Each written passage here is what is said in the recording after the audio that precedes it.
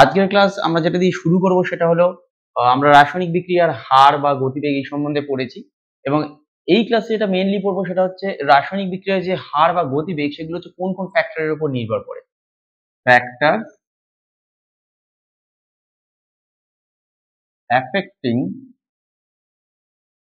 Rate of reaction. ঠিক আছে, আমরা এইগুলো করবো আজকে।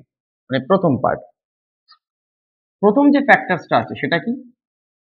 ফার্স্ট কি? Concentration of reactants. Concentration of reactants, রিঅ্যাক্ট্যান্টের কনসেন্ট্রেশনের উপরই নির্ভর করে। কেন? কারণ রেট অফ রিঅ্যাকশন যখন আমরা ফর এক্সাম্পল যে আমরা এরকম একটা পড়েছিলাম যে এ টু বি, তাহলে রেট অফ রিঅ্যাকশন যখন আমরা পড়েছিলাম সেটা কি ছিল? Minus delta of concentration of এর চেঞ্জ ডিভাইডেড বাই ডেল্টা টি। তার মানে কি? যে এর কনসেন্ট্রেশনের উপর ডিরেক্টলি বিক্রিয়ার হার নির্ভর করছে। এর কনসেন্ট্রেশন যদি বাড়ে তাহলে বিক্রিয়ার হার কি হবে? বাড়বে। এর কনসেন্ট্রেশন যদি কমে যায় তাহলে বিক্রিয়ার হার কমে যাবে। তাহলে স্বভাবতই বলতে গেলে কি হচ্ছে যে concentration is directly proportional, reaction rate directly proportional to concentration of reactant. আর এই কারণেই দেখবে বিক্রিয়ার শুরুতে অ্যাকচুয়ালি কি হয়, বিক্রিয়ার হার অনেক বেশি থাকে, কিন্তু যত বিক্রিয়া ধীরে ধীরে মানে টাইম যত এগিয়ে যাচ্ছে তত বিক্রিয়া তো হতে হতে থাকছে এবং তখন কি হয়, কনসেন্ট্রেশন যখন কমতে থাকে, মনে করো বিক্রিয়কের কনসেন্ট্রেশন একদম শুরুতে কি হয়? সর্বাধিক হয়। সেই জন্য কি হয়, বিক্রিয়ার হার একদম বিক্রিয়া শুরুতে সর্বাধিকই থাকে। কিন্তু বিক্রিয়কের পরিমাণ বা মনে করো গাঢ়ত্ব ধীরে ধীরে কি হয়, যত সময় যাবে তত ধীরে ধীরে কমতে থাকছে। তাই বিক্রিয়কের পরিমাণ বা গাঢ়ত্ব যখন ধীরে ধীরে কমতে থাকে, at certain point of time যখন বিক্রিয়াটা অনেকটা দূরে এগিয়ে যায় তখন যদি আমরা বিক্রিয়ার হার মাপি তখন কি হবে? বিক্রিয়ার হারটা কমে যাবে। কেন? কারণ বিক্রিয়ার হার হচ্ছে কনসেন্ট্রেশন অফ এর সাথে ডিরেক্টলি প্রপোর্শনাল। যত কনসেন্ট্রেশন অফ এ বাড়বে তত বিক্রিয়ার হারও বেশি। তাই কনসেন্ট্রেশন অফ এ কি? একদম বিক্রিয়ার শুরুতে সর্বাধিক। তাই বিক্রিয়ার শুরুতে বিক্রিয়ার হার সর্বাধিক, আর বিক্রিয়া যত এগিয়ে যাবে তত বিক্রিয়ার হার ধীরে ধীরে কমতে থাকবে। এর একটা এক্সাম্পল বলা যেতে পারে। এক্সাম্পল মনে করো বলতে পারি যে আমরা যে কনসেন্ট্রেটেড যে অ্যাসিডস গুলো থাকে, কারণ তার গাঢ়ত্ব বেশি, তাই কনসেন্ট্রেটেড অ্যাসিডস গুলো ডাইলিউট অ্যাসিডস এর তুলনায় অনেক ফাস্ট রিঅ্যাকশন করে। অথবা বলতে পারো যে কনসেন্ট্রেটেড যে বেস গুলো থাকে, মানে যে ক্ষার গুলো থাকে, কনসেন্ট্রেটেড বেস গুলো অ্যাকচুয়ালি ডাইলিউট বেসের থেকে তুলনামূলকভাবে অনেক ফাস্ট রিঅ্যাকশন করে। আচ্ছা, এবার আমরা যাই দ্বিতীয় ফ্যাক্টর। তাহলে প্রথম ফ্যাক্টর হলো কনসেন্ট্রেশন অফ রিঅ্যাক্ট্যান্টস। সেকেন্ড কি বলছি আমরা? Type of reactants and products, type of reactants and products। মানে কি? মানে মনে করো A to B যখন একটা কোনো রিঅ্যাকশন হচ্ছে, তাহলে এটা কি? এখন একটা রিঅ্যাক্ট্যান্ট, আর বিটা কি? বিটা হচ্ছে একটা প্রোডাক্ট। তাহলে A এই রিঅ্যাক্ট্যান্ট বা বিক্রিয়ক পদার্থ, আর বি মনে করো বিক্রিয়াজাত পদার্থ। এই A বিক্রিয়ক পদার্থের মধ্যে অনেক অণু আছে, তাহলে এরা কি হচ্ছে? ধীরে ধীরে ভাঙছে। কারণ রিঅ্যাকশন হওয়া মানে কি? A পদার্থের মধ্যে বা A বিক্রিয়কের যে অণুগুলো আছে তাদের মধ্যে যে বন্ধনগুলো আছে, মানে বন্ডগুলো আছে, সেগুলো কি হবে? ধীরে ধীরে ভাঙতে থাকবে। এবং বি যেই প্রোডাক্টটা আছে বা বি যে বিক্রিয়াজাত পদার্থ তৈরি হচ্ছে তার যে অণুগুলো আছে, সেই অণুর মধ্যে যে বন্ধনগুলো আছে সেগুলো ধীরে ধীরে তৈরি হতে থাকবে। তাই একাধিক অণুর মধ্যে যে বন্ধন বা একাধিক বন্ধন এখানে ভাঙছে, আর অণুর মধ্যে একাধিক বন্ধন যেগুলো হচ্ছে তৈরিও হচ্ছে। কারণ এ আলটিমেটলি ভেঙে গিয়ে বা এ চেঞ্জ হয়ে গিয়ে তো বি তৈরি হবে। তাই এর যে অণুগুলো আছে তার মধ্যে বিভিন্ন বন্ধন ভাঙা এবং বি এর মধ্যে কি হচ্ছে? অণুগুলোর মধ্যে বিভিন্ন বন্ধন তৈরি হয়। এটাই তো আলটিমেট হচ্ছে। তাহলে এখানে কি হচ্ছে? তাহলে এর মধ্যে যে অণুগুলো আছে সেই অণুগুলোর মধ্যে যে বন্ধন আছে বা যে বন্ডগুলো আছে সেগুলো কেমন, মানে কি ধরনের বন্ড সেখানে আছে, অথবা সেই বন্ডগুলোর যে এনার্জি, বন্ড এনার্জি বা বন্ধন শক্তি কি রকম সেইটা, অথবা বি এর মধ্যে যে অণুগুলো আছে তার মধ্যে কি ধরনের বন্ধন আছে বা বন্ড আছে, এবং সেই অণুর মধ্যে যে বন্ধন বা বন্ডগুলো আছে তার এনার্জি, মানে বন্ড এনার্জি বা বন্ধন শক্তি কি রকম, এর উপরে অ্যাকচুয়ালি বিক্রিয়া হার নির্ভর করবে। এক্সাম্পল হিসেবে আমরা এরকম বলতে পারি যে NO মনে করো একটা গ্যাস আছে যেটা O2 এর সাথে রিঅ্যাকশন করে, অক্সিজেনের সাথে রিঅ্যাকশন করে এবং করে কি হয়? 2NO2 গ্যাস করে। ঠিক আছে, NO গ্যাস O2 এর সাথে রিঅ্যাকশন করে 2NO2 গ্যাস তৈরি করে। আবার এক্ষেত্রে আরেকটাও বলা যেতে পারে, কার্বন মনোক্সাইড গ্যাস O2 এর সাথে রিঅ্যাকশন করে কি হয়? CO2 গ্যাস তৈরি করে। দেখো দেখলে মনে হবে দুটোর প্রায় সিমিলার, মানে একই ধরনের রিঅ্যাকশন, কিন্তু এটা কি হয়? এটা অনেক ফাস্ট রিঅ্যাকশন, whereas এটা অনেক স্লো রিঅ্যাকশন। এটাই বলছিলাম যে ওইখানে যে অণুগুলো আছে, মানে এখানে যে বিক্রিয়ক পদার্থের অণুগুলো আছে আর এখানে যে বিক্রিয়ক পদার্থের অণুগুলো আছে তাদের মধ্যে যে সেই অণুগুলোর মধ্যে যে বন্ধন, সেই বন্ধনগুলো ডিফারেন্ট। সেই বন্ধন শক্তি, অণুগুলোর মধ্যে যে বন্ধনের মধ্যে বন্ধন শক্তি বা বন্ড এনার্জি সেগুলো ডিফারেন্ট। তার উপর নির্ভর করে অ্যাকচুয়ালি রিঅ্যাকশনটা ফাস্ট অথবা রিঅ্যাকশনটা স্লো হতে পারে, মানে বিক্রিয়ার হারটা ডিফারেন্ট হতে পারে। থার্ড কি হতে পারে? তার হচ্ছে টেম্পারেচার। টেম্পারেচার মানে কি, আমরা কি বলছি, উষ্ণতা। দেখো এখন যখন কোনো একটা রিয়াকশন হয়, ফর এক্সাম্পল সেটা এ টু বি হচ্ছে, সেক্ষেত্রে কি হতে পারে, ডেল্টা এইচ। ডেল্টা এইচটা কি হয়, অনেক সময় নেগেটিভ হতে পারে, ডেল্টা এইচ অনেক সময় পজিটিভ হতে পারে। ডেল্টা এইচ নেগেটিভ মানে কি, নেগেটিভ মানে হচ্ছে হিট জেনারেট হচ্ছে, মানে এটা হচ্ছে এক্সোথার্মিক রিয়াকশন বা তাপদায়ী বিক্রিয়া, যেখান থেকে আমরা হিট জেনারেট মানে হিট জেনারেট হচ্ছে মানে হিট আমরা পাচ্ছি। আর এটা পজিটিভ, পজিটিভ মানে কি, এটা হচ্ছে এন্ডোথার্মিক রিয়াকশন, মানে যেখানে হচ্ছে রিয়াকশনটাকে করাতে গেলে বাইরে থেকে হিট সাপ্লাই করতে হচ্ছে, তাহলে বাইরে থেকে এখানে আমরা হিট দিচ্ছি, তাহলে এটাকে আমরা কি বলবো, তাপগ্রাহী, মানে এখানে কি তাপ গ্রহণ করছে এই রিয়াকশনটায়। আর এখানে কি হচ্ছে, তাপদায়ী, তার মানে তাপ দিচ্ছে রিয়াকশনটা, মানে হিট আমরা পাচ্ছি, তাহলে এটা এক্সোথার্মিক, এটা হচ্ছে এন্ডোথার্মিক, এটা তার মানে তাপদায়ী, এটা হচ্ছে তাপগ্রাহী। এখন যে কোনোটাই হোক না, সেটা এক্সোথার্মিক রিয়াকশন হোক বা এন্ডোথার্মিক রিয়াকশন হোক, জেনারেলি কি হয় যে আমরা যদি টেম্পারেচার বাড়াই তাহলে ডিরেক্টলি রেটটা অ্যাকচুয়ালি বেড়ে যায়, মানে rate of reactions is directly proportional two temperature. শুধু তাই নয়, অ্যাকচুয়ালি আমরা বলতে পারি যে R2 almost equals to R1 হয় on 10 degree temperature interval, on 10 degree temperature interval. যদি 10 ডিগ্রি টেম্পারেচার বাড়ানো হয় তাহলে রিয়াকশন রেট প্রায় দ্বিগুণ হয়ে যাবে, মানে রিয়াকশন রেট যদি 10 ডিগ্রি বাড়ানো হয়, রিয়াকশন রেটটা প্রায় ইনিশিয়াল রিয়াকশন রেটের দ্বিগুণ হয়ে যাবে। প্রথম দিকে রিয়াকশন রেট যাই থাকবে না কেন, যদি 10 ডিগ্রি সেন্টিগ্রেড আমরা বাড়িয়ে দিই, তাহলে রিয়াকশন রেটটা কি হবে, প্রথম রিয়াকশন রেটের প্রায় দ্বিগুণ হয়ে যাবে। এখানে একটা এক্সাম্পল আমরা বলতে পারি, ফর এক্সাম্পল আমরা সম্ভবত কি হয় যে ঘরে যে দুধ রাখা হয়, জেনারেলি ফ্রিজে রাখা হয়, তাই না? এখন ওই দুধটাই যদি আমরা বাইরে রাখি, কি হয়, ধরে নাও যে প্রায় এক বেলা বা প্রায় একদিনের মধ্যে দুধটা কিন্তু খারাপ হয়ে যায়। কেন খারাপ হয়, কারণ ফ্রিজে রাখলে সেখানে টেম্পারেচারটা কম, তাই দুধে থাকা যে ব্যাকটেরিয়াটা অ্যাকচুয়ালি রিয়াকশনটা ঘটাচ্ছে বা ওর মধ্যে যে অণুগুলো আছে এগুলো ব্রেক করছে, এই যে ধরনের রাসায়নিক বিক্রিয়া ঘটছে, এটা যেহেতু ফ্রিজে রাখার ফলে কি হচ্ছে, টেম্পারেচার কমের কারণে রিয়াকশনটা অতটা ভালো হতে পারছে না। কিন্তু যেই ও বাইরে আসছে বা বাইরে আমরা যখন রেখে দিচ্ছি, নর্মাল টেম্পারেচারে রেখে দিচ্ছি, রুম টেম্পারেচারে, তখন টেম্পারেচার বাড়ার কারণে কি হচ্ছে, আলটিমেট ওর মধ্যে যে ব্যাকটেরিয়াল রিয়াকশনটা হচ্ছে, মানে ব্যাকটেরিয়ার কারণে যে কেমিক্যাল রিয়াকশন, রাসায়নিক বিক্রিয়াগুলো ঘটছে, সেগুলো অনেক ফাস্ট হচ্ছে, এই কারণেই দুধটা তখন খারাপ হয়ে যাচ্ছে। তাহলে এটা হচ্ছে থার্ড পয়েন্ট হলো। এবার আমরা যাই ফোর্থ পয়েন্টে। ফোর্থ পয়েন্ট কি বলছে, ফোর্থ পয়েন্ট বলছে যে কোনো কঠিন বিক্রিয়কের পৃষ্ঠতলের ক্ষেত্রফলের উপরে অ্যাকচুয়ালি বিক্রিয়ার হার নির্ভর করে। এখন আমরা যে রিয়াকশনগুলো করছিলাম, যে মনে করো A plus B plus C, সেখান থেকে মনে করো হচ্ছে D plus E plus F। এখন সবসময় যে A B C অ্যাকুয়াস ফেজে থাকবে, D E F অ্যাকুয়াস হবে তা তো না, হতে পারে না। বা মনে করো A B C একটা লিকুইড আছে, D E F লিকুইড হচ্ছে বা গ্যাস হচ্ছে, তা তো হতে পারে না। হতে পারে এখানে হচ্ছে মিক্সড ফিজিক্যাল স্টেট আছে বা মিক্সড ভৌত অবস্থা আছে, বিভিন্ন ধরনের ভৌত অবস্থা প্রেজেন্ট। মানে কি, মনে করো A সলিডে আছে, মনে করো B গ্যাসে আছে, মনে করো এটা আবার মনে করো সলিড আছে, এরকম তো হলেই হতে পারে যে এটাও মনে করো গ্যাস হচ্ছে, একটা মনে করো সলিড আছে, একটা গ্যাস, সলিড, লিকুইড, এরকম তো হতে পারে। মানে বিভিন্ন ভৌত অবস্থা মনে করো প্রেজেন্ট আছে। যদি এরকম হয়ে থাকে তাহলে যেটা সলিড থাকবে, এই সলিড মানে কঠিন যেটা থাকবে, কঠিন ভৌত অবস্থা যেটাই থাকবে, সেই কঠিন ভৌত অবস্থার বিক্রিয়কের পৃষ্ঠতলের ক্ষেত্রফলের উপরে অ্যাকচুয়ালি বিক্রিয়ার হার নির্ভর করবে। পৃষ্ঠতলের ক্ষেত্রফল যত বাড়বে তত বিক্রিয়ার হার বাড়বে। কেন হবে, কারণ দেখো যদি পৃষ্ঠতলের ক্ষেত্রফলটা আমার বেশি হয়, মনে করো যে এইটা হচ্ছে আমার টোটাল পৃষ্ঠতলের ক্ষেত্রফল, তাহলে কি হবে, সেখানে একাধিক বিক্রিয়ার অণু অ্যাকচুয়ালি পরস্পরের সংস্পর্শে আসতে পারবে, এই কারণে বিক্রিয়ার হার বেশি হবে। এখন যদি পৃষ্ঠতলের ক্ষেত্রফল কম হয় তাহলে কি হবে, বিক্রিয়কের যে অণুগুলো নিজেদের সংস্পর্শে আসতে পারবে সেটা কমে যাবে। কিন্তু ক্ষেত্রফলটা যদি আমি বাড়িয়ে দিই, পৃষ্ঠতলের ক্ষেত্রফল, তাহলে কি হবে, একাধিক বিক্রিয়কের অণু পরস্পরের সংস্পর্শে এসে বিক্রিয়ার হারটা বাড়াতে পারবে। এবং আলটিমেটলি কি হয়, যখন মনে করো এই ক্ষুদ্র যে অণুগুলো হয় তাদের পৃষ্ঠতলের ক্ষেত্রফল কি হয়, সবসময়ের জন্যই বেশি হয়। যখন তুমি একটা বড় কোনো অণু নেবে, মানে বিগার সাইজ একটা অণু নেবে, তখন কিন্তু তার পৃষ্ঠতলের ক্ষেত্রফল ছোট হয়ে যাবে। যত ক্ষুদ্র অণু হবে তত কি হবে, তার পৃষ্ঠতলের ক্ষেত্রফল বাড়বে। আর এই কারণেই একটা এক্সাম্পল এখানে দেখানো যেতে পারে যে উডস রিঅ্যাকশন। উডস রিঅ্যাকশনে কি হচ্ছে, CH3I, 2 মোল CH3I আর তার সাথে হচ্ছে 2 মোল সোডিয়াম ইউজ করা হয়, এটাই হচ্ছে সলিড। এইটা যখন ইউজ করা হচ্ছে তখন কি আলটিমেটলি প্রোডাক্টটা হচ্ছে আমার ইথেন তৈরি হচ্ছে, আর এখানে মনে করো 2 মোল NaI তৈরি হয়। এখানে কি হয়, এই যে সোডিয়ামটা ইউজ করা হয়, এখন এই সোডিয়ামটাকে যদি আমরা বড় দানার পরিবর্তে সূক্ষ্ম, একদম একদম অতি ক্ষুদ্র সূক্ষ্ম দানা ইউজ করি, তাহলে অ্যাকচুয়ালি রিঅ্যাকশনটা অনেক ফাস্ট হয়। কেন, কারণ যদি বড় দানা ইউজ করা হয় তাহলে এর পৃষ্ঠতলের ক্ষেত্রফল কম, এটা যেহেতু সলিড তাই এর পৃষ্ঠতলের ক্ষেত্রফলের উপর রেট অফ রিঅ্যাকশনটা নির্ভর করছে।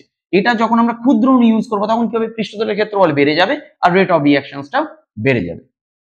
তাহলে এটাই হলো আমার 4 নম্বর পয়েন্ট। 5 নম্বর পয়েন্ট কি হতে পারে? Presence of catalyst. ক্যাটালিস্ট মানে কি? অনুঘটক। অনুঘটক কি? অনুঘটক মানে হচ্ছে যে ডিরেক্টলি রাসায়নিক বিক্রিয়ায় নিজেকে চেঞ্জ করছে না। মানে কি? যে ক্যাটালিস্ট যেরকম আগেও মানে রিঅ্যাকশনে অংশগ্রহণ করার আগে যেরকম ছিল, রিঅ্যাকশনটা শেষ হওয়ার পরে সে সেরকমই থাকবে। তাই রিঅ্যাকশনে সে নিজেকে পার্টিসিপেট করাচ্ছে না, কিন্তু রিঅ্যাকশনটাকে দ্রুত গতিতে করাতে সাহায্য করছে, মানে বিক্রিয়ার হারটাকে বাড়াতে সাহায্য করছে। তাই ক্যাটালিস্ট যদি আমরা রিঅ্যাকশন ইউজ করি, তাহলে রেট অফ রিঅ্যাকশন সব সময়ের জন্যই বেশি হবে। কারণ ক্যাটালিস্ট মানেই হচ্ছে অনুঘটক, যে কোনো বিক্রিয়ার হারকে বাড়াতে সাহায্য করে। এখানে একটা এক্সাম্পল দেওয়া যেতে পারে, ফর এক্সাম্পল KClO3। KClO3 কে যদি আমরা হিট করি, তাহলে আমরা কি পাবো? 2 মোলস অফ KCl পাই আর O2 গ্যাস পাই। ঠিক আছে, 2 মোলস অফ KCl পাবো, আর কি হবে এখানে 2 KClO3 থেকে আমি পাবো 2 মোলস অফ KCl আর CO2 গ্যাস। এটা হচ্ছে গ্যাস। ঠিক আছে, তাহলে এখানে কি হচ্ছে? এটা হচ্ছে ডিকম্পোজিশন রিঅ্যাকশন, মানে ভেঙে যাচ্ছে। আলটিমেটলি এটা কি হচ্ছে? ডিকম্পোজিশন রিঅ্যাকশন, ভেঙে যাচ্ছে। ঠিক আছে, এখন এই রিঅ্যাকশনটাকে হাই টেম্পারেচারে যদি করানো হয়, তাহলে আলটিমেটলি ভেরি স্লো হয়, খুব স্লোলি অ্যাকচুয়ালি কি হয়? এটা ভেঙে গিয়ে 2 KCl আর 3 মোলস অফ অক্সিজেন দেয়। কিন্তু যদি আমি এখানে MnO2 ইউজ করি, MnO2 সলিড যদি এখানে ইউজ করা হয় অ্যাজ ক্যাটালিস্ট, এটা অ্যাকচুয়ালি বিহেভ করছে। ক্যাটালিস্ট মানে অনুঘটকের মতো কাজ করছে। তাতে কি হয়? যে রেট অফ রিঅ্যাকশনটা হচ্ছে, সেটা কি হচ্ছে? ভেরি ফাস্ট, অনেক ফাস্ট রিঅ্যাকশনটা হচ্ছে। তাই ক্যাটালিস্টের প্রেজেন্সে যে কোনো রিঅ্যাকশনের রেট বেড়ে যায়। এটা হচ্ছে 5 হলো। 6 নম্বর একটা পয়েন্ট হয়, সেটা কি? সেটা হচ্ছে কোনো বিক্রিয়ার ক্ষেত্রে দেখা যায় কিছু কিছু বিক্রিয়ক অণু যেগুলো হচ্ছে পার্টিকুলার কোনো ওয়েভলেন্থ অফ লাইটের প্রেজেন্সে অ্যাক্টিভ হয়ে যায়। মানে পার্টিকুলার কোনো ওয়েভলেন্থ অফ লাইটের প্রেজেন্সে অ্যাক্টিভ যেহেতু হয়, সেই জন্য এগুলোকে অনেক সময় বলা হয় ফটোকেমিক্যাল রিঅ্যাকশন। ফটোকেমিক্যাল রিঅ্যাকশন এরও একটা এক্সাম্পল দিয়ে দিই, তাহলে সুবিধা হবে। ফর এক্সাম্পল, যে হাইড্রোজেন গ্যাস আর ক্লোরিন গ্যাস মনে করো আছে। হাইড্রোজেন গ্যাস আর ক্লোরিন গ্যাস মনে করো তুমি যদি অন্ধকার ঘরে রেখে দাও একসাথে, তাহলে কিন্তু কখনোই রিঅ্যাকশনটা হবে না। কিন্তু বিচ্ছুরিত আলোর উপস্থিতি যদি এটা রেখে দাও, তাহলে খুব সহজেই অ্যাকচুয়ালি এটা 2HCl মানে HCl গ্যাসে কনভার্ট হয়ে যাবে। তাহলে এটাকে আমরা কি বলছি? কাইন্ড অফ ফটোকেমিক্যাল রিঅ্যাকশন, মানে পার্টিকুলার কোনো তরঙ্গের আলোর উপস্থিতিতে অ্যাকচুয়ালি রিঅ্যাকশনটা ঘটছে। তাহলে এই হচ্ছে অল ওভার ফ্যাক্টরস যেগুলো আমরা পড়লাম। আরেকবার আমি একটু রিভাইজ করে দিই। কনসেন্ট্রেশন অফ রিঅ্যাক্ট্যান্টস এর উপর নির্ভর করছে, মানে বিক্রিয়কের গাঢ়ত্বের উপর নির্ভর করছে। কেন? কারণ directly rate is proportional to concentration of reactants. এই জন্য বিক্রিয়ার শুরুতে বিক্রিয়ার হার সব থেকে বেশি, এবং বিক্রিয়া যত এগোবে তত বিক্রিয়ার হার ধীরে ধীরে কমতে থাকবে। কেন? কারণ বিক্রিয়কের পরিমাণ বা বিক্রিয়কের গাঢ়ত্বও ধীরে ধীরে কমে। Type of reactants and products. কেন? কারণ রিঅ্যাক্ট্যান্টস এন্ড প্রোডাক্টস এর আলটিমেট কি হচ্ছে? একটা রিঅ্যাকশনে A to B যখন কনভার্ট হচ্ছে ফর এক্সাম্পল, তখন রিঅ্যাক্ট্যান্টস এর বিভিন্ন অণুগুলো সেখানে ভেঙে যাচ্ছে। তার অণুগুলো ভেঙে যাচ্ছে মানে অণুগুলোর মধ্যে যে বন্ধনগুলো আছে সেগুলো ভাঙছে, এবং বি এর মধ্যে যে অণুগুলো আছে তাদের মধ্যে যে বন্ধন আছে সেগুলো তৈরি হচ্ছে। তাই বিভিন্ন অণুর মধ্যে বন্ধনের ভাঙন এবং গঠন এগুলো হচ্ছে। তাই ওই অণুগুলোর মধ্যে যে বন্ধন আছে সেই বন্ধনগুলো কিরকম এবং সেই বন্ধন শক্তির উপর অ্যাকচুয়ালি বিক্রিয়ার হার নির্ভর করছে। হার যেটা আমরা বলেছিলাম টেম্পারেচার, যে টেম্পারেচার বাড়ার সাথে সাথে যে কোনো ধরনের রিঅ্যাকশন রেট বাড়ে, সেটা তাপগ্রাহী বিক্রিয়া হোক অথবা তাপদায়ী বিক্রিয়া হোক। ফোর্থ পয়েন্ট আমরা কি বলেছিলাম? ফোর্থ পয়েন্ট হচ্ছে আমার কঠিন বিক্রিয়কের পৃষ্ঠতলের ক্ষেত্রফল যদি বাড়ে তাহলে বিক্রিয়ার গতি বাড়বে, ক্ষেত্রফল যদি কমে তাহলে বিক্রিয়ার গতি কমবে, এবং যত ক্ষুদ্র অ্যাকচুয়ালি অণু থাকবে তত অ্যাকচুয়ালি পৃষ্ঠতলের ক্ষেত্রফল বেশি হয়। ফিফথ পয়েন্ট বলেছিলাম ক্যাটালিস্ট মানে অনুঘটকের প্রেজেন্সে সবসময়ের জন্যই বিক্রিয়ার গতি বাড়ে। আর last one that is photochemical reaction, মানে হচ্ছে কোনো রিঅ্যাকশন পার্টিকুলার কোনো ওয়েভলেন্থ অফ লাইটের উপর নির্ভর করে, সেগুলোকে আমরা ফটোকেমিক্যাল রিঅ্যাকশন বলছি। তার এক্সাম্পল আমরা বলেছিলাম যেরকম হাইড্রোজেন আর ক্লোরিন গ্যাস অন্ধকার ঘরে কখনো রিঅ্যাকশন করে না, কিন্তু বিচ্ছুরিত আলোর উপস্থিতিতে HCl এ কনভার্ট হয়ে যায়, মানে হচ্ছে কি HCl গ্যাসে কনভার্ট হয়ে যাচ্ছে। তাহলে এইগুলো হচ্ছে total factors which are influencing the rate of reaction। এখন আমরা যেটা পড়বো সেটা কি? সেটা হচ্ছে রেট ল, অথবা বলতে পারো rate equation of a reaction. Rate law অথবা rate equation of a reaction মানে কি? মানে হচ্ছে বিক্রিয়ার গতিসূত্র। বিক্রিয়ার গতিসূত্র বলতে পারো, অথবা বলতে পারো যে বিক্রিয়ার হার সমীকরণ। বিক্রিয়ার গতিসূত্র অথবা বিক্রিয়ার হার সমীকরণ। এখন এটা যদি আমাদের পড়তে হয়, তাহলে প্রথম আমাদের যেটা পড়তে হবে সেটা হচ্ছে law of mass action. Law of mass action and rate of reaction, অথবা রিঅ্যাকশন রেটও বলতে পারো। মানে কি? মানে আমরা বলতে চাইছি ভরক্রিয়া সূত্র আর বিক্রিয়া হারের মধ্যে সম্পর্ক কি। ভরক্রিয়া সূত্র কি বলছে? ভরক্রিয়া সূত্র বলছে যে কোনো একটা রাসায়নিক বিক্রিয়ায় মানে স্থির উষ্ণতায় কোনো একটা রাসায়নিক বিক্রিয়ায় বিক্রিয়া হার ওই রাসায়নিক বিক্রিয়ার সমীকরণ অনুযায়ী অনুসংখ্যার ঘাতে উন্নীত বিক্রিয়কগুলির সক্রিয় ভরের সাথে সমানুপাতিক। মানে অল ওভার বলতে গেলে বলা যেতে পারে যে কোনো একটা রাসায়নিক সমীকরণ যদি থেকে থাকে সেখানে মনে করো যে বিক্রিয়কগুলি আছে তাদের যদি সক্রিয় ভর বৃদ্ধি পায় তাহলে আলটিমেট কি হবে, বিক্রিয়া হার বৃদ্ধি পাবে। আর যদি অল ওভার তাদের সক্রিয় ভর হ্রাস পায় তাহলে অল ওভার কি হবে, বিক্রিয়ার হারটা হ্রাস পাবে। এখন এইখানে যে ল অফ মাস অ্যাকশন বলছি এবং এখানে যে আমরা সক্রিয় ভরটা বলছি, এই সক্রিয় ভরটাকে আমরা কিরকম ভাবে প্রকাশ করব? আমাদের ক্ষেত্রে এই যে রিয়াকশন গুলো হচ্ছে সেটা দুরকম কন্ডিশন হতে পারে। একটা কি, একটা হতে পারে আমাদের কাছে যে ডাইলিউট হোমোজিনিয়াস সলিউশন, মানে কি বলছে লঘু সমসত্ব দ্রবণ। লঘু সমসত্ব দ্রবণের ক্ষেত্রে আমরা কি বলছি যে সক্রিয় ভরটাকে আমরা প্রকাশ করব কিসে, মোলার গারত্বে। সক্রিয় ভরটাকে আমরা কিসে প্রকাশ করে দেবো, মোলার গারত্বে। আর এই মোলার গারত্বের ইউনিট কি, এই মোলার গারত্বের ইউনিট হচ্ছে মোল পার লিটার। ক্লিয়ার হয়েছে? তাহলে আমরা কি বলছি, ভরক্রিয়া সূত্র অনুযায়ী স্থির উষ্ণতায় সেই রাসায়নিক বিক্রিয়ার হার অনুসংখ্যার ঘাতে, ওই রাসায়নিক সমীকরণ অনুযায়ী অনুসংখ্যার ঘাতে উন্নীত বিক্রিয়কগুলি সক্রিয় ভরের সাথে সমানুপাতিক। তাহলে সক্রিয় ভর যদি বৃদ্ধি পায় বিক্রিয়ার হারও বৃদ্ধি পাবে, সক্রিয় ভর যদি কম হয়, বিক্রিয়কগুলি সক্রিয় ভর যদি কম হয় তাহলে আলটিমেটলি কি হবে, বিক্রিয়ার হার কম হবে। কিন্তু এই সক্রিয় ভরকে আমরা কিরকম ভাবে প্রকাশ করব, ডাইলিউট হোমোজিনিয়াস সলিউশন অথবা বলতে পারো যে লঘু সমসত্ব দ্রবণের ক্ষেত্রে এই সক্রিয় ভরটাকে আমরা মোলার গারত্ব দিয়ে প্রকাশ করব, যার ইউনিট হচ্ছে মোল পার লিটার। কিন্তু যদি আমার আলটিমেট বিক্রিয়কগুলি গ্যাসিয়াস হয় অথবা মনে করো যে আমার আলটিমেট রিয়াকশনটাই হচ্ছে গ্যাসিয়াস রিয়াকশন, তাহলে সেক্ষেত্রে যে সক্রিয় ভর বা বিক্রিয়কগুলি সক্রিয় ভর হবে সেগুলোকে আমরা কি দিয়ে প্রকাশ করব, সেগুলোকে আমরা মোলার গারত্ব দিয়ে প্রকাশ করতে পারি, যার ইউনিট কি আসবে, যার ইউনিট আসবে আমার মোল পার লিটার। আর একটা দিয়ে আমরা প্রকাশ করতে পারি, সেটা কি, সেটা হচ্ছে পার্শিয়াল প্রেসার। সেটাকে আমরা কি বলছি, পার্শিয়াল প্রেসার, মানে বাংলাতে যেটাকে বলা হয় আংশিক চাপ। এর যে ইউনিট গুলো হয় সেগুলো হতে পারে নর্মাল প্রেসারের ইউনিট, মানে অ্যাটমসফিয়ার, বার, এক্সেট্রা। ক্লিয়ার হয়েছে? তাহলে আমরা কি বললাম যে দুটো হতে পারে সক্রিয় ভর। সেটা কি, যদি লঘু সমসত্ব দ্রবণ হয় তাহলে সক্রিয় ভরকে আমরা মোলার গারত্ব দিয়েই প্রকাশ করবো, ইউনিট মোল পার লিটার। যদি আমার এখানে বিক্রিয়কগুলি গ্যাসিয়াস হয় বা রিয়াকশনটা যদি গ্যাসিয়াস হয় তাহলে কিন্তু আমরা সক্রিয় ভরকে মোলার গারত্ব দিয়েও প্রকাশ করতে পারি, অথবা আমরা কি করব, পার্শিয়াল প্রেসার বা আংশিক চাপ, যার ইউনিট হচ্ছে অ্যাটমসফিয়ার অথবা মনে করো বার, এগুলো দিয়ে আমরা প্রকাশ করতে পারি। এবারে একটা এক্সাম্পল দিয়ে দেখা যাক, তাহলে জিনিসটা বুঝতে আরো সুবিধা হবে। ফর এক্সাম্পল আমি বলছি, মনে করো a প্লাস বি থেকে আমার কি তৈরি হচ্ছে, c প্লাস ডি। তাহলে এখানে a আর b কি হচ্ছে, এখানে a আর b হচ্ছে রিঅ্যাকট্যান্টস, মানে হচ্ছে বিকারক বা বিক্রিয়ক পদার্থ, এখানে বিকারক বলছি, সরি, বিক্রিয়ক পদার্থ এখানে। আর সি প্লাস ডি কি হচ্ছে, এখানে হচ্ছে প্রোডাক্টস। প্রোডাক্টস মানে কি, প্রোডাক্টস মানে হচ্ছে বিক্রিয়াজাত পদার্থ। তাহলে এ আর বি কি বিক্রিয়ক পদার্থ, আর সি আর ডি কি হচ্ছে এখানে বিক্রিয়াজাত পদার্থ। তাহলে এখানে ভরক্রিয়া সূত্র অনুযায়ী মনে করো যদি আমি বিক্রিয়া হার বার করতে চাই, এটাকে আমরা কি বললাম, law of mass action. Law of mass action অথবা ভরক্রিয়া সূত্র অনুযায়ী আমি যদি বিক্রিয়া হার বার করি, তাহলে এখানে আরটা কি বলা হচ্ছে, আর ইজ প্রপোর্শনাল টু দা কি হবে, সক্রিয় ভর এ আর সক্রিয় ভর ভি। কিন্তু এটা যদি মনে করো আমরা বলি যে এটা লঘু সমসত্ব দ্রবণের রিয়াকশনটা হচ্ছে ডাইলিউট সলিউশনে, তাহলে আমরা বলছি যে concentration of A into concentration of B, যেখানে কি বলছি এ আর বি এর কনসেন্ট্রেশনটা কি হিসেবে আমরা নিচ্ছি, মোলার গারত্বে, তাহলে এর সাথে সমানুপাতিক হচ্ছে। তাহলে আমরা কি লিখতে পারি, ইকুয়াল সাইন দিয়ে লিখতে পারি একটা constant into concentration of A into concentration of B. Clear হয়েছে? তাহলে এখানে আমরা কি বলছি, কেটাকে আমরা কি বলছি, কেটাকে আমরা বললাম সমানুপাতিক ধ্রুবক। এটাকে কি বলা যায়,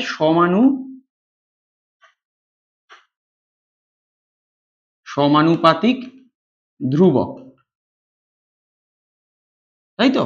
এটাকে বলা যায় সমানুপাতিক ধ্রুবক, অথবা এটাকে বলা যেতে পারে বিক্রিয়া হার ধ্রুবক। মানে কি, মানে হচ্ছে রেট কনস্ট্যান্ট, মানে এটাকে বলা হয় রেট কনস্ট্যান্ট। রেট কনস্ট্যান্ট মানে কি, রেট কনস্ট্যান্ট মানে হচ্ছে বিক্রিয়ার হার ধ্রুবক। আর কি বলা যেতে পারে, আর একটা বলা হয় যে স্পেসিফিক রিঅ্যাকশন রেট। এটাকে বলা যেতে পারে স্পেসিফিক রিঅ্যাকশন রেট। মানে কি, স্পেসিফিক রিঅ্যাকশন রেট মানে কি, আপেক্ষিক বিক্রিয়া হার। তাহলে কেটাকে কি বলা যেতে পারে, যেহেতু সমানুপাতিক ছিল কনসেন্ট্রেশন অফ এ আর বি এর সাথে, তাহলে ইকুয়ালস টু যেহেতু k into concentration of A into concentration of B আসছে, তাহলে কে কে বলা যেতে পারে সমানুপাতিক ধ্রুবক। কে কে আবার রেট কনস্ট্যান্টও বলা হয়ে থাকে, অথবা কি বলা হয়, যে বিক্রিয়া হার ধ্রুবক, আর এটাকে কি বলা হয় স্পেসিফিক রিঅ্যাকশন রেট অথবা আপেক্ষিক বিক্রিয়া হার। তাহলে কে কে এই তিন ভাবে অ্যাকচুয়ালি আমরা এক্সপ্রেস করতে পারি। এখন এইখানে দেখো এখানে প্রবলেম এই কারণে হচ্ছে না, কারণ এইখানে যে অনুসংখ্যার ঘাত আছে সেগুলো হচ্ছে সব এক, মানে কি যে সহগ বলা যেতে পারে, অথবা মনে করো স্টয়কিওমেট্রিক কোএফিসিয়েন্ট যেটা আছে সেটা কিন্তু এক। এখন মনে করো স্টয়কিওমেট্রিক কোএফিসিয়েন্ট আমি যদি মনে করো এক না দিয়ে অন্য কিছু লিখি, মানে একের থেকে এক ছাড়া যদি অন্য কিছু হয়, তার একটা ইন জেনারেল এক্সাম্পল আমি করছি a plus B, a of a plus b of b convert হচ্ছে কি c of c plus d of b তে। এই ধরনের এক্সাম্পল আমরা আগেও করেছি। তাহলে সেক্ষেত্রে রেটটা কি কার সাথে সমানুপাতিক হবে? Concentration of a to the power a into concentration of b to the power b এর সাথে। কেন? আমরা ওটাই বললাম যে অনুসংখ্যার ঘাতে উন্নীত বিক্রিয়কগুলির সক্রিয় ভরের সাথে সমানুপাতিক। এরম নয় যে শুধুমাত্র বিক্রিয়কগুলির সক্রিয় ভরের সাথে সমানুপাতিক, অনুসংখ্যার ঘাতে উন্নীত বিক্রিয়কগুলির সক্রিয় ভরের সাথে সমানুপাতিক। তাহলে এর স্টয়কিওমেট্রিক কোএফিসিয়েন্ট অফ a মানে ক্যাপিটাল A হচ্ছে a, আর স্টয়কিওমেট্রিক কোএফিসিয়েন্ট অফ b হচ্ছে b। তাহলে এখানে হবে concentration of a to the power a আর concentration of b to the power b এর সাথে আমার রেটটা হচ্ছে সমানুপাতিক হচ্ছে। এটা কি অনুযায়ী হচ্ছে? ভরক্রিয়া সূত্র অনুযায়ী। তাহলে ইকুয়াল টু আমরা কি লিখতে পারি? k into concentration of a to the power a into concentration of b to the power b। এটা হচ্ছে তাহলে আমার কি বিক্রিয়া হার হলো, কি অনুযায়ী? ভরক্রিয়া সূত্র অনুযায়ী। এখন দেখো ভরক্রিয়া সূত্র যেটা বলছে এটা একটা থিওরিটিক্যাল অ্যাপ্রোচ, মানে ভরক্রিয়া সূত্র অনুযায়ী আমরা যে রেট ইকুয়েশনটা বা বিক্রিয়া হার যেটা রেট অফ রিঅ্যাকশন যেটা ডিরাইভ করছি, মানে রেট যেটা আমরা এখান থেকে পাচ্ছি সেটা এবং পরীক্ষালব্ধ ফলাফল অথবা বলতে পারো যে এক্সপেরিমেন্টাল রেজাল্ট থেকে যে বিক্রিয়া হারটা আমরা পাই, দুটো কিন্তু সমান নাও হতে পারে, কখনো সমান হতে পারে কখনো নাও হতে পারে। কেন? কারণ এটা কিন্তু একটা থিওরিটিক্যাল অ্যাপ্রোচ। থিওরিটিক্যাল অ্যাপ্রোচের সাথে এক্সপেরিমেন্টাল যে রেজাল্ট বা পরীক্ষালব্ধ যে ফলাফল সেটা আলাদা হলেও হতে পারে। যেরকম ফর এক্সাম্পল একটা রিঅ্যাকশন আমরা দেখাই, মনে করো 2N2O5 গ্যাসিয়াস সাবস্টেন্স, এটা থেকে অ্যাকচুয়ালি কি তৈরি হয় যে 4NO2 gas plus O2 gas এটা তৈরি হয়। এখন যদি আমরা ভরক্রিয়া সূত্র অনুযায়ী এর বিক্রিয়া হার বার করি তাহলে কি আসবে? তাহলে রেট ইকুয়ালস টু আসবে k into concentration of N2O5 to the power 2 এর স্কয়ার, তাই না? কিন্তু অ্যাকচুয়াল কি হয়? এক্সপেরিমেন্টাল বা পরীক্ষালব্ধ ফল, যেটা পরীক্ষালব্ধ ফল থেকে যে আমরা রেটটা পাই, রেট অফ রিঅ্যাকশন পাই, সেটা কি হয়? R equals to K into concentration of N2O5 এর স্কয়ার কিন্তু হয় না। তাই দেখো অ্যাকচুয়ালি বিক্রিয়া হার যে রেটটাকে বলছে বা বিক্রিয়া হার থেকে আমরা যে রেট পাই, এক্সপেরিমেন্টাল রেজাল্ট থেকে যে রেট পাচ্ছি তার সাথে কিন্তু সমান নয়। আবার আরেকটা এক্সাম্পল এখানে দেখা যেতে পারে, মনে করো for example 2NO2 gas plus মনে করো ফ্লুরিন গ্যাস আছে, সেখান থেকে কনভার্সনটা কি আসতে পারে? মনে করো 2NO2 ছিল 2NO2F গ্যাস, এইটা আসতে পারে, এটাও আসতে পারে। তাহলে এক্ষেত্রে দেখো আমরা যদি ভরক্রিয়া সূত্র অনুযায়ী এর রেট বার করি তাহলে রেট ইকুয়ালস টু কি আসবে? রেট ইকুয়ালস টু আসবে k into concentration of NO2 whole square. এটা কি আসবে? ভরক্রিয়া সূত্র অনুযায়ী এর বিক্রিয়া হার। কিন্তু এক্সপেরিমেন্ট থেকে আমাদের কি পাওয়া যাচ্ছে বা এক্সপেরিমেন্টাল রেট কি বলছে? এক্সপেরিমেন্টাল রেট বলছে রেট ইকুয়ালস টু, সরি এখানে আসবে NO2 square into concentration of fluorine. এটা হচ্ছে ভরক্রিয়া সূত্র অনুযায়ী। কেন? কারণ এখানে রিঅ্যাকট্যান্ট দুটো আছে, যেহেতু রিঅ্যাকট্যান্ট দুটো আছে তাই ভরক্রিয়া সূত্র অনুযায়ী আসবে k into concentration of NO2 square into concentration of fluorine.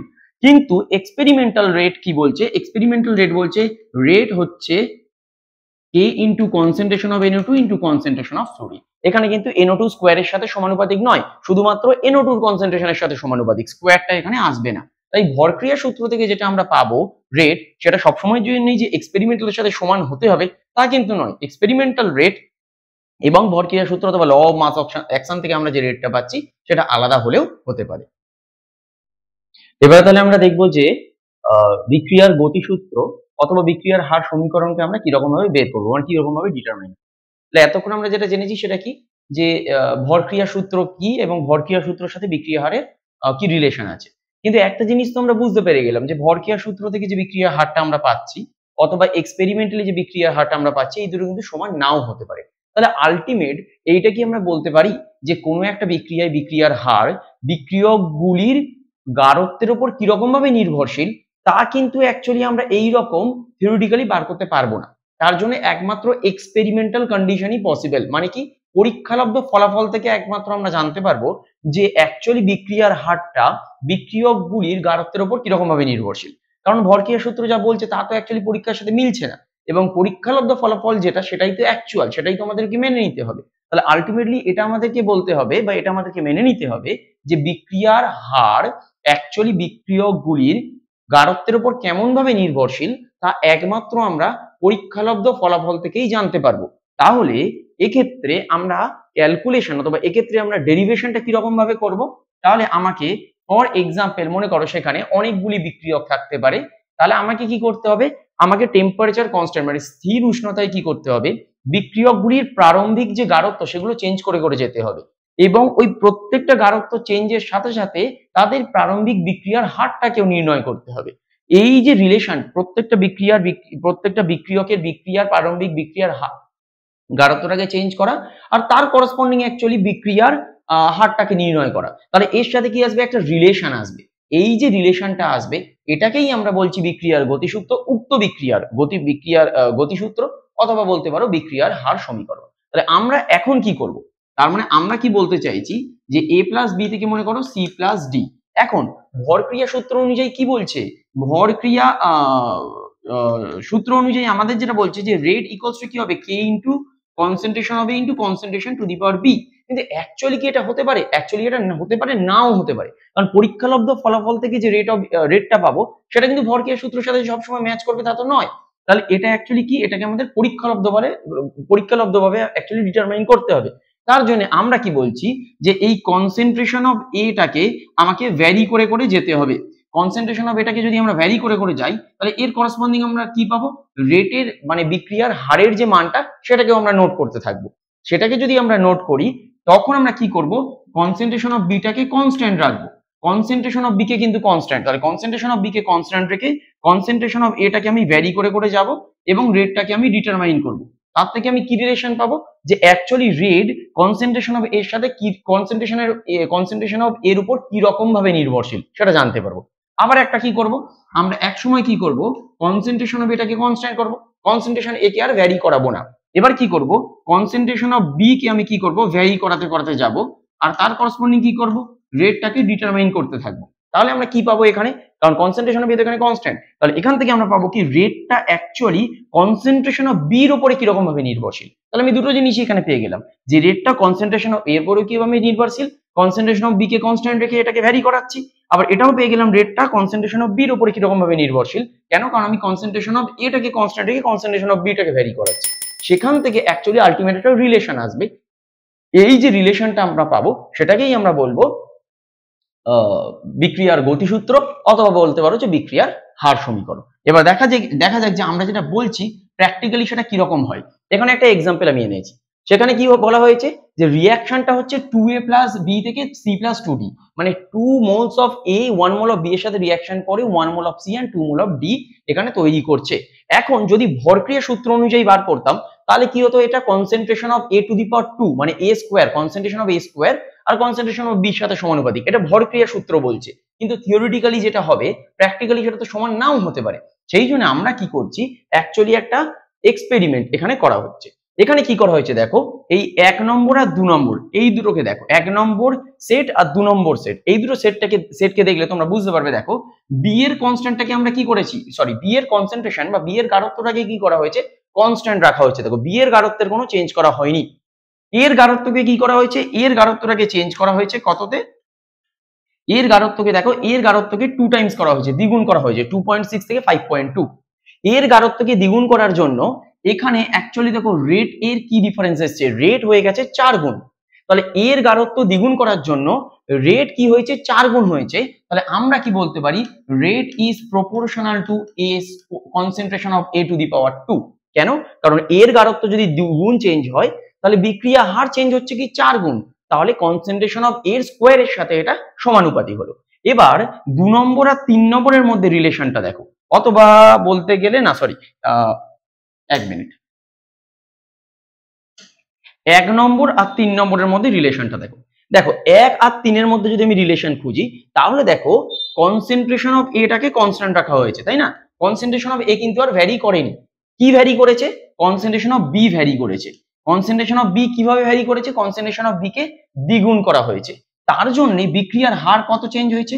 বিক্রিয়ার হার দেখো দ্বিগুণই চেঞ্জ হয়েছে। তাহলে কনসেন্ট্রেশন অফ বি দ্বিগুণ করার জন্য বিক্রিয়া হার কি হয়েছে, দ্বিগুণ হয়েছে, কারণ কনসেন্ট্রেশন অফ এ কে কিন্তু এখানে কনস্ট্যান্ট রাখা হয়েছে। তাহলে এইটা যদি হয়ে থাকে তাহলে আমরা বলতে পারি কি যে r is proportional to concentration of B. এটা ক্লিয়ার হলো? তাহলে আমরা এই এক্সপেরিমেন্ট থেকে কি জানতে পেরে গেলাম, আর কনসেন্ট্রেশন অফ এর স্কোয়ারের সাথে সমানুপাতিক, আবার রেট কনসেন্ট্রেশন অফ বি এর সাথে সমানুপাতিক। তাহলে আলটিমেটলি আমরা কি বলবো, আর ইকুয়ালস টু অথবা রেট ইকুয়ালস টু মানে বিক্রিয়ার হার ইকুয়ালস টু কি হবে, k into concentration of A square into concentration of B. তাহলে এটাকেই আমরা বলবো রাসায়নিক বিক্রিয়ার হার সমীকরণ, বা মনে করো বিক্রিয়ার গতিসূত্র, যেটা আমরা বলছিলাম বিক্রিয়ার গতিসূত্র বা বিক্রিয়ার হার সমীকরণ। এটাকে আমি এখন 1 নম্বর নাম দিলাম। এইখানে আরেকটা জিনিস আমাদের বলা উচিত, সেটা কি যে আমরা আগেই শিখেছি যে বিক্রিয়ার হারকে বিক্রিয়ক পদার্থের অন্তর্হিত হওয়ার পরিমাণ অথবা বিক্রিয়জাত পদার্থের উৎপন্ন হওয়ার হার হিসাবেও প্রকাশ করা যেতে পারে। মানে কতটা পরিমাণ বিক্রিয়ক পদার্থ অন্তর্হিত হচ্ছে অথবা কতটা পরিমাণ বিক্রিয়াজাত পদার্থ উৎপন্ন হচ্ছে তার রেসপেক্টেও অ্যাকচুয়ালি বার করা যেতে পারে। তাহলে এখানে যদি বিক্রিয়ার হারটিকে বিক্রিয়ক পদার্থের অন্তর্হিত হওয়ার হারের আকারে অথবা বিক্রিয়াজাত পদার্থের উৎপন্ন হওয়ার হারের আকারে প্রকাশ করা হয়, তাহলে আর ইকুয়ালস টু আমরা কি লিখতে পারি, এখানে 2টা কি এর স্টয়কিওমেট্রিক কোএফিসিয়েন্ট, তাহলে আর ইকুয়ালস টু কি হবে মাইনাস হাফ ডিএ ডিটি। এখানে আমরা যেগুলো দেখাবো সেগুলো কি তাৎক্ষণিক বিক্রিয়ার হার হিসাবে, ঠিক আছে, তাৎক্ষণিক যেটা ইকুয়ালস টু আমরা কি লিখতে পারি minus dB dt equals to কি লিখতে পারি, যদি আমরা সি এর সাপেক্ষে লিখি ওটা হচ্ছে আমার প্রোডাক্ট, তাহলে আমরা কি হবে ডিসি ডিটি ইকুয়ালস টু কি লিখতে পারি half of d of d dt, তাই তো। এবং এই অল ওভার এইটা ইকুয়ালস টু আমরা কি লিখতে পারি k into concentration of A square into concentration of B. তাহলে এটা হচ্ছে আমার 2 নম্বর ইকুয়েশন। এই যে ইকুয়েশনটাকে এটাকে আমরা বলতে পারি যে ডিফারেন্সিয়াল রেট ল, যেটাকে অ্যাকচুয়ালি বলা হচ্ছে কি যে অন্তর্কলিত বিক্রিয়া হার, অন্তর্কলিত বিক্রিয়া হার অথবা এটাকে বলা হয় ডিফারেন্সিয়াল রেট ল। তাহলে এটাকে আমরা কি বললাম যে আলটিমেট যে রেট লটা এক্সপেরিমেন্ট থেকে আমরা পেলাম সেটা কি এইটা, সেটা হচ্ছে বিক্রিয়ার হার সমীকরণ, নরমাল বিক্রিয়ার গতিসূত্র বা বিক্রিয়ার হার সমীকরণ। এখন যদি রেটটাকে আমরা বিক্রিয়ক অথবা বিক্রিয়াজাত পদার্থের অন্তর্হিত অথবা উৎপন্ন হওয়ার হারের আকারে প্রকাশ করে পুরোটাকে আমরা লিখি, তাহলে এটাকে আমরা বলবো ডিফারেন্সিয়াল রেট ল। এবার পরের একটা एग्जांपल দেখে নেব। পরের एग्जांपले কি আছে দেখো, পরের एग्जांपले কি বলেছে রিঅ্যাকশনটা, এখানে 3খানা রিঅ্যাকট্যান্টস আছে। রিঅ্যাকট্যান্টস কি কটা আছে, রিঅ্যাকট্যান্টস কিন্তু আছে এখানে 3খানা। কে কে রিঅ্যাকট্যান্টস বা বিক্রিয়ক পদার্থ এ বি আর সি, বিক্রিয়াজাত পদার্থ মানে প্রোডাক্ট কে কে পি আর কিউ। এবার এক্সপেরিমেন্টটা কি রকম করা হচ্ছে দেখো, 1 আর 2 এর মধ্যে কম্পারিজন প্রথমে দেখো, 1 আর 2 এর মধ্যে কম্পারিজনে কি আছে দেখো, এ এবং বি এদের গাঢ়ত্বের কোনো চেঞ্জ নেই, দেখো এদের গাঢ়ত্বটা কনস্ট্যান্ট, মানে এদের কনসেন্ট্রেশন কনস্ট্যান্ট। সি এর গাঢ়ত্ব কি করা হয়েছে, দ্বিগুণ করা হয়েছে 0.2 টু 0.4। সি এর গাঢ়ত্ব দ্বিগুণ করার জন্য রেট কনস্ট্যান্ট কি হয়েছে, রেট কনস্ট্যান্ট দেখো দ্বিগুণ হয়ে গেছে। তাহলে সি এর গাঢ়ত্ব দ্বিগুণের জন্য রেট কনস্ট্যান্ট কি হয়েছে, দ্বিগুণ হয়ে গেছে। তাহলে এক্ষেত্রে আমি আরটা কি বলতে পারি, আরটা অ্যাকচুয়ালি সি এর সাথে তার মানে প্রপোর্শনাল। দেখো এটুকু ক্লিয়ার হয়েছে। এবারে দ্বিতীয়টা দেখো, এবারে আমরা কি বলছি যে একের সাথে আমরা 3টা করি, হ্যাঁ একের সাথে 3 এর কম্পারিজন। তাহলে দেখো একের সাথে 3 এর কম্পারিজনে কি হচ্ছে, এটা কনস্ট্যান্ট আর এটা কনস্ট্যান্ট, মানে কি বি এর কনসেন্ট্রেশনের কোনো চেঞ্জ নেই, বি এর কনসেন্ট্রেশন কনস্ট্যান্ট আছে, সি এর কনসেন্ট্রেশন কনস্ট্যান্ট আছে। এবারে এর কনসেন্ট্রেশন কি হয়েছে, এর কনসেন্ট্রেশন দেখো দ্বিগুণ, এর কনসেন্ট্রেশনকে দ্বিগুণ করা হয়েছে, তার জন্য অ্যাকচুয়ালি রেটের কি চেঞ্জ হয়েছে, রেট দ্বিগুণ হয়েছে। তাহলে এখানে আমরা বলতে পারি rate is proportional to A, right. এবারে আমরা কি করছি, একের সাথে 4 এর দেখছি step 1 versus set 1 versus set 4। Set 1 এ কি আছে, এর কনসেন্ট্রেশন সেট 1 আর 3 এর মধ্যে এর কনসেন্ট্রেশনের কোনো চেঞ্জ নেই, এর কনসেন্ট্রেশন কনস্ট্যান্ট। এবং দেখো সি এর কনসেন্ট্রেশনও কনস্ট্যান্ট 0.2 আর 0.2 আছে। চেঞ্জ কি হয়েছে, চেঞ্জ হয়েছে বি এর কনসেন্ট্রেশন, যেখানে বি এর কনসেন্ট্রেশন কি হয়েছে 5 গুণ করা হয়েছে। কিন্তু বি এর কনসেন্ট্রেশন 5 গুণ করার জন্য রেটের কি চেঞ্জ হয়েছে, রেটের কোনো চেঞ্জই হয়নি। তাহলে আমরা কি বলবো, এক্ষেত্রে রেট অ্যাকচুয়ালি বি এর কনসেন্ট্রেশনের উপর নির্ভর করে না, concentration of B to the power 0। তাহলে অ্যাকচুয়াল রেটটা কত আসবে, অ্যাকচুয়াল রেট আসবে k into concentration of A into concentration of B to the power 0 into concentration of C. তার মানে আলটিমেটলি যেটা আসবে সেটা কি k into concentration of A into concentration of C. কিন্তু ভালো করে ভাবো, এটাকে যদি আমরা ভরক্রিয়া সূত্র অনুযায়ী বার করতাম, আমরা কি বললাম এটা কিন্তু বার করছি এক্সপেরিমেন্টালি মানে পরীক্ষালব্ধ ভাবে, কিন্তু যদি ভরক্রিয়া সূত্র অনুযায়ী বার করতাম তাহলে রেটটা কি বেরোতো, তাহলে কিন্তু রেটটা বেরোতো rate equals to K into, এখানে এ আছে তার মানে concentration of A into concentration of B into concentration of C. কেন? কারণ প্রত্যেকের অ্যাকচুয়ালি সহগ যেগুলো আছে এক বা স্টয়কিওমেট্রিক কোএফিসিয়েন্ট এক, তাই কে হচ্ছে concentration of A into concentration of B into concentration of C. এটা বেরোতো ভরক্রিয়া সূত্র অনুযায়ী। তার মানে এটা কি, এটা অ্যাকচুয়ালি ভুল। কেন? কারণ পরীক্ষালব্ধভাবে যেটা বের হচ্ছে সেটা কি, সেটা হচ্ছে k into concentration of A into concentration of C. তাহলে আলটিমেট পরীক্ষা অনুযায়ী এটা বের হচ্ছে। এখন এটাকে যদি আমরা বিক্রিয়ক পদার্থের অন্তরিত হার অথবা বিক্রিয়াজাত পদার্থের উৎপন্ন হওয়ার হারের আকারে প্রকাশ করতাম, তাহলে রেটটা কিরকম লিখতাম? তাহলে লিখতাম rate equals to minus dA dt equals to কি হতো minus dB dt equals to আমরা লিখতাম minus dC dt equals to হতো আমার ডিপি ডিটি ইকুয়ালস টু হতো আমার ডিকিউ ডিটি ইকুয়ালস টু কি আসতো k into concentration of A into concentration of C. আর এখন এই যে পুরো জিনিসটা এটাকেই আমরা বলি ডিফারেন্সিয়াল রেট ল, অথবা যেটা আগের বারেও বলেছিলাম যে অন্তর্কলিত বিক্রিয়া হার।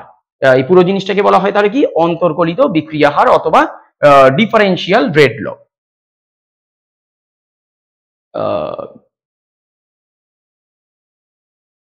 তাহলে এই পুরো জিনিসটাকে কি বলা হয় ডিফারেন্সিয়াল রেট ল, বা এটাকে আমরা বলতে পারি অন্তর্কলিত হার সূত্র। ক্লিয়ার হয়েছে? তাহলে এরপরে আমরা যেটা দেখব সেটা হচ্ছে আর একটা লাস্ট এক্সাম্পল। এই লাস্ট এক্সাম্পলটাতে দেখো কি বলা হয়েছে যে রিঅ্যাকশনটা কি 3a + 2b থেকে হচ্ছে আমার পি, 3 মোল এ 2 মোল বি এর সাথে রিঅ্যাকশন করে 1 মোল প্রোডাক্ট তৈরি করছে। এখানে যদি আমরা ভরক্রিয়া সূত্র অনুযায়ী বার করতাম তাহলে কিন্তু আমাকে এরকম ভাবে লিখতে হতো। দেখো তাহলে আমাকে এরকম ভাবে লিখতে হতো, রাইট, যে r = k * a³ * concentration of b square. এটা কি বলছে ভরক্রিয়া সূত্র অনুযায়ী, তার মানে যে এটা হবে তা নয়, চেঞ্জ মানে এটা আলাদা হতে পারে সেমও হতে পারে। তাই আমরা এক্সপেরিমেন্টটা দেখছি। দেখো এক্সপেরিমেন্ট 1 আর 2 সেট 1 আর সেট 2 এর মধ্যে কম্পেয়ার করলে কি দেখা যাচ্ছে, বিটা কি আছে কনসেন্ট্রেশন অফ বি দেখো এখানে কনস্ট্যান্ট, কনসেন্ট্রেশন অফ এটাকে কি হয়েছে চেঞ্জ করা হয়েছে দ্বিগুণ হয়েছে, কনসেন্ট্রেশন অফ এই দ্বিগুণ চেঞ্জ করার জন্য রেট কি হয়েছে 4 গুণ চেঞ্জ হয়েছে। তাহলে আমরা কি এটা বলতে পারি যে rate is proportional to concentration of এর স্কয়ার। আবার 1 আর 3 এর মধ্যে কম্পারিজন দেখো, এখানে কনসেন্ট্রেশন অফ এ দেখো কনস্ট্যান্ট, কনসেন্ট্রেশন অফ বি কে কি হয়েছে দ্বিগুণ চেঞ্জ করা হয়েছে মানে দ্বিগুণ করা হয়েছে, রেট কি হয়েছে রেট দেখো দ্বিগুণ হয়ে গেছে, কনসেন্ট্রেশন অফ বি দ্বিগুণ চেঞ্জ হলে রেটও দ্বিগুণ চেঞ্জ হয়েছে। তাহলে আমরা বলতে পারি rate is proportional to concentration of B. তাহলে অল ওভার রেটটা কি হলো k into concentration of A square into concentration of B. দেখো আলটিমেট ভরক্রিয়া সূত্র অনুযায়ী যেটা পাচ্ছি সেটা কিন্তু সম্পূর্ণ ভুল, তাই না? তার মানে আমরা কি বলছি যে অ্যাকচুয়ালি বিক্রিয়ক পদার্থের গাঢ়ত্বের উপর কিরকম ভাবে নির্ভর করবে সেটা একমাত্র আমরা পরীক্ষার সাহায্যেই জানতে পারি, এটা কিন্তু ভরক্রিয়া সূত্র অনুযায়ী আমরা জানতে পারবো না। আর এটাই বিক্রিয়ক পদার্থ অথবা বিক্রিয়াজাত পদার্থের যদি অন্তরিত অথবা মনে করো উৎপন্ন হওয়ার হারের আকারে আমরা প্রকাশ করতাম তাহলে কি পাবো, রেট ইকুয়ালস টু আমরা পাবো -1/3, এইটা কি হবে dA dt, right, equals to কি আসবে ইকুয়ালস টু আমার আসবে -12 dB dt, right, equals to কি প্রোডাক্ট 1 মোল আছে তাহলে আমার আসবে dP dt ইকুয়ালস টু আমার যে রেটটা বেরিয়েছিল সেটা কি k into concentration of a square into concentration of b, right. তাহলে এই যে পুরো সেটটা বা এই যে পুরো ইকুয়েশনটা এটাকে আমরা কি বলবো ডিফারেন্সিয়াল রেট ল বা অন্তর্কলিত হার সূত্র। তাহলে এক্ষেত্রে আমরা কি বলছি মনে করো একটা ইন জেনারেল ইকুয়েশন, এটা হচ্ছে মনে করো a অফ a প্লাস মনে করো b অফ b, যেখানে c of c plus d of d তে কনভার্ট হচ্ছে। যদি ফর এক্সাম্পল আমাকে বলে দেয় যে এখানে রেট ইকুয়ালস টু হচ্ছে k into concentration of a to the power x আর concentration of b to the power y, মনে করো যদি আমাকে বলে দেয় তার মানে x এর সাথে x ইকুয়াল টু a এটা হলেও হতে পারে, অথবা x not equal to a এটাও হতে পারে, আবার y b এর সাথে সমান হলেও হতে পারে, আবার y b এর সাথে সমান নাও হতে পারে। অ্যাকচুয়ালি এই সমীকরণের সাথে রেটের অ্যাকচুয়ালি কোনো সম্পর্কই নেই, এই যে মানে এই যে ঘাতটা মানে এর পাওয়ারে কত থাকবে অথবা বির পাওয়ারে কত থাকবে অথবা বলতে পারো বিক্রিয়ক পদার্থগুলির গাঢ়ত্বের উপরে কিরকম ভাবে নির্ভর করবে, এটা একমাত্র আমরা কোথা থেকে জানতে পারবো? এক্সপেরিমেন্টাল ফ্যাক্টর থেকে। এটা কখনোই অ্যাকচুয়ালি এই ধরনের সমীকরণ থেকে আমরা রেট বার করতে পারবো না। কেন? কারণ সমীকরণ থেকে যেটা রেট বার করব সেটার যে অ্যাকচুয়ালি এই যে অনুসংখ্যাগুলো আছে, এই অনুসংখ্যাগুলোই যে পাওয়ারে বসবে তার কোনো গ্যারান্টি নেই। এই অনুসংখ্যাগুলোই পাওয়ারে বসতেও পারে, নাও বসতে পারে। এই জন্য আমরা বললাম x এর সাথে সমান হতে পারে, আবার নাও হতে পারে। y যেরকম b এর সাথে সমান হতে পারে, আবার নাও হতে পারে। কিন্তু ভরক্রিয়া সূত্র অনুযায়ী কি হবে? x equal to a, y equal to b। কিন্তু সেটা সবসময়ের জন্য পরীক্ষালব্ধ ফলাফলের সাথে সমান নাও হতে পারে। কোনো কোনো সময় ইকুয়াল হবে, বাট অনেক সময় ইকুয়াল হবে না। এখন কিছু জিনিস আমরা প্র্যাকটিক্যাল এক্সাম্পল এবার দেখি, যে প্র্যাকটিক্যালি মানে রিয়েল কিছু ইকুয়েশন বা কেমিক্যাল রিঅ্যাকশনের ইকুয়েশন আমরা দেখি। ফর এক্সাম্পল মনে করো 2N2O5 গ্যাস, এই রিঅ্যাকশনটার ইকুয়েশন আমরা অলরেডি করেছি। সেখান থেকে আমাদের কি তৈরি হয়? 4NO2 তৈরি হয়, 4NO2 গ্যাস তৈরি হয়, প্লাস কি তৈরি হয়? O2 গ্যাস তৈরি হয়, রাইট? এটা তৈরি হয়। তাহলে এখানে অ্যাকচুয়াল যে এক্সপেরিমেন্টাল যে বিক্রিয়া হার সেটা কি হয়? সেটা আমরা আগেও বলেছিলাম যে K into concentration of N2O5। এটা কিন্তু N2O5 এর স্কোয়ার হয় না। যদি আমরা ভরক্রিয়া সূত্র অনুযায়ী করতে যেতাম তাহলে N2O5 এর স্কোয়ার, কিন্তু এটা আমরা কি বললাম? এক্সপেরিমেন্টাল রেটটা কি হয়? K into concentration of N2O5। তাহলে এক্ষেত্রে আমরা যদি রিঅ্যাকশন রেট অথবা বিক্রিয়ার হারটাকে বিক্রিয়ক পদার্থ অথবা মনে করো বিক্রিয়াজাত পদার্থের অন্তরিত বা উৎপন্ন হওয়ার হারের আকারে প্রকাশ করতাম, তাহলে কি আসবে? -12 ইন্টু ডি N2O5 dt আসবে, ইকুয়ালস টু কি আসবে? 1/4, এটা তো প্রোডাক্ট, তাহলে 1/4 আসবে, ডি NO2 dt আসবে, ইকুয়ালস টু কি আসবে? DO2 dt। ঠিক আছে, এটা হলো রেট। তাহলে ইকুয়াল টু আমরা কি লিখে দিতে পারি? এটাই লিখে দিতে পারি, K ইন্টু N2O5। তাহলে এটাকেই আমরা কি বলবো? ডিফারেন্সিয়াল রেট ল বা অন্তর্কলিত রূপটা, অন্তর্কলিত হার সূত্র। আরেকটা যদি আমরা দেখি তাহলে আমরা কি বলতে পারি? যে 2NO2 গ্যাস, মনে করো সিমিলার এক্সাম্পল নিচ্ছি আগে যেগুলো আমরা নিয়েছি, প্লাস মনে করো তার সাথে আমি লিখলাম F2 গ্যাস, তাহলে আমার কি আসবে? 2NO2F, এটাও গ্যাস। তাহলে এখানে আমরা কি বলছি? অ্যাকচুয়াল যে রেটটা বা এক্সপেরিমেন্টাল পরীক্ষালব্ধ যে রেটটা আমরা পাই সেটা কি? সেটা হয় K into concentration of NO2 into concentration of F2। এটা কিন্তু NO2 স্কোয়ারের সাথে সমানুপাতিক হয় না, ভরক্রিয়া সূত্র অনুযায়ী NO2 স্কোয়ারের সাথে সমানুপাতিক, কিন্তু পরীক্ষালব্ধ ফলাফল থেকে আমরা যেটা পাই সেটা হচ্ছে সিম্পল NO2 কনসেন্ট্রেশনের সাথে সমানুপাতিক। এখানেই যদি আমরা বিক্রিয়ার হারটাকে আবার বিক্রিয়ক পদার্থ বা বিক্রিয়াজাত পদার্থের অন্তরিত বা উৎপন্ন হওয়ার হারের আকারে প্রকাশ করি, তাহলে কি আসবে? -12 into D NO2 dt equals to কি আসবে? dF2 dt, sorry -dF2 dt equals to, এবার প্রোডাক্টের দিকে যাব, মানে half D NO2F dt equals to, আমি কি পাবো? এইটাকে লিখে দেবো K into concentration of NO2 into concentration of F। তাহলে এটাই আমরা কি বলবো? এটাকে ডিফারেন্সিয়াল রেট ল বলবো, অথবা কি বলবো? অন্তর্কলিত রূপ বা অন্তর্কলিত হার সূত্র। এখানে তাহলে বিক্রিয়ার হার সমীকরণ অথবা মনে করো বিক্রিয়ার যে গতিসূত্র আমরা বলছি তার গুরুত্ব কি? দেখো, গুরুত্ব বলতে গেলে প্রথম যেটা বলা যেতে পারে সেটা কি? সেটা হচ্ছে যে একটা রিঅ্যাকশন অ্যাকচুয়ালি পার্টিকুলার বিক্রিয়কগুলির গাঢ়ত্বের উপর কিরকম ভাবে নির্ভরশীল সেই সম্বন্ধে আমরা ধারণা পাবো। কারণ আমরা ভরক্রিয়ার সূত্র অনুযায়ী অথবা মনে করো রেট যে কেমিক্যাল ইকুয়েশন, সেখান থেকে তো আমরা জানতে পারবো না যে বিক্রিয়কগুলির গাঢ়ত্বের উপর কিরকম ভাবে নির্ভরশীল। তাই এই একমাত্র বিক্রিয়ার গতিসূত্র বলতে পারো, অথবা বলতে পারো যে বিক্রিয়ার হার সমীকরণ, এখান থেকেই একমাত্র আমরা জানতে পারবো যে পার্টিকুলার কোনো রিঅ্যাকশনে সেইখানে সেই রিঅ্যাকশনের বিক্রিয়া হারটা ওই রিঅ্যাকশনে উপস্থিত বিক্রিয়কগুলির গাঢ়ত্বের উপর কিরকম ভাবে নির্ভর করছে সেটা আমরা জানতে পারছি। সেকেন্ড পয়েন্ট কি? সেকেন্ড পয়েন্ট দেখো, কোনো একটা রিঅ্যাকশনের ক্ষেত্রে ফর এক্সাম্পল মনে করো আমি বলছি যে A to B, এক্ষেত্রে মনে করো আমি বলছি যে R ইকুয়ালস টু আসছে আমার K into A to the power X, অথবা মনে করো আমি বলছি R equals to K into A, এটা আছে। তাহলে এখন যদি আমি এই K এর মানটা জানতে পারি তাহলে কিন্তু আমি বিক্রিয়া হারটাকেও বার করতে পারবো। তাহলে বিক্রিয়ার হার সমীকরণে কি হচ্ছে? যদি আমি এখানে হার ধ্রুবক বা বলতে পারো যে ওই সমানুপাতিক ধ্রুবক বা আপেক্ষিক বিক্রিয়া হার, এই যে K এর মানটা যদি আমরা জানতে পারি তাহলে আলটিমেটলি কি পাবো? আমরা বিক্রিয়ার হার সম্বন্ধে জানতে পারবো। আর third one, that is most ইম্পর্টেন্টটা কি? যে এই যে পুরো এক্সপেরিমেন্টাল কন্ডিশন থেকে আমরা কি জানতে পারছি যে ওই বিক্রিয়ার সম্ভাব্য ক্রিয়া কৌশল বা সম্ভাব্য গতিপথ সম্বন্ধে আমরা ধারণা পাচ্ছি। মানে কি, আমরা যখন মনে করো এইরকম একটা রিয়াকশন হচ্ছে যে a প্লাস বি থেকে সি প্লাস ডি, যখন আমরা বি এর কনসেন্ট্রেশনটাকে মনে করো কনস্ট্যান্ট রেখে এটাকে ভ্যারি করে দেখছি, অথবা এর কনসেন্ট্রেশনকে কনস্ট্যান্ট রেখে বি কনসেন্ট্রেশনকে ভ্যারি করে দেখছি, তাহলে মোটামুটি একটা বিক্রিয়ার সম্ভাব্য ক্রিয়া কৌশল বা সম্ভাব্য গতিপথ সম্বন্ধে আমাদের একটা ধারণা আসছে। তাহলে এই তিনটে জিনিসের জন্যই অ্যাকচুয়ালি রেট ল অথবা বিক্রিয়ার হার সমীকরণ বেশ উল্লেখযোগ্য। এবারে আমরা যেটা পড়বো সেটা হচ্ছে কি rate constant of A reaction. Rate constant of A reaction মানে কি বিক্রিয়া হার। বিক্রিয়ার মানে কি কেটা। মনে করো এক্ষেত্রে আমরা একটা ইঞ্জিনের এক্সাম্পল নিয়ে নিচ্ছি, ধরো a প্লাস বি থেকে আমার সি প্লাস ডি তৈরি হচ্ছে, যেখানে এ বি হচ্ছে রিঅ্যাক্ট্যান্ট। আর ধরে নিচ্ছি যে এক্সপেরিমেন্টাল রেট এখানে আমাকে বলে দেওয়া আছে যে রেটটা কি, রেটটা হচ্ছে k into concentration of a to the power x into concentration of b to the power y। এখন ভালো করে ভাবো যে এই k অথবা হার ধ্রুবকের ডেফিনেশন আমরা কিরকম ভাবে বার করতে পারি। এখন যদি মনে করো কনসেন্ট্রেশন অফ a কে আমি 1 করে দিলাম আর কনসেন্ট্রেশন অফ b কেও বললাম আমি 1, মানে এদের হচ্ছে ভ্যালু 1, তাহলে কি এটা হতে পারে r ইকুয়ালস টু k। দেখো তাহলে r ইকুয়ালস টু k আসবে। তাহলে আমরা কি বলছি যে নির্দিষ্ট উষ্ণতায় টেম্পারেচারটাকে আমি ফিক্স করছি এবং এদের গাঢ়ত্ব যদি একক হয় বা 1 হয়, তাহলে কি হবে, রেটটা অ্যাকচুয়ালি আমার বিক্রিয়ার রেটটা অ্যাকচুয়ালি হার ধ্রুবকের সাথে সমান হয়ে যাবে। তাহলে আমরা ডেফিনেশনটা কি বলছি, নির্দিষ্ট উষ্ণতায় একক গাঢ়ত্বের বিক্রিয়কগুলির মধ্যে যে বিক্রিয়া ঘটছে সেই বিক্রিয়ায় বিক্রিয়ার হার অ্যাকচুয়ালি হার ধ্রুবক। ঠিক আছে, তাহলে আমরা কি বললাম, নির্দিষ্ট উষ্ণতায় একক গাঢ়ত্বের বিক্রিয়কগুলির মধ্যে যে বিক্রিয়া ঘটছে সেই বিক্রিয়ার বিক্রিয়া হারকে হার ধ্রুবক বলা যেতে পারে।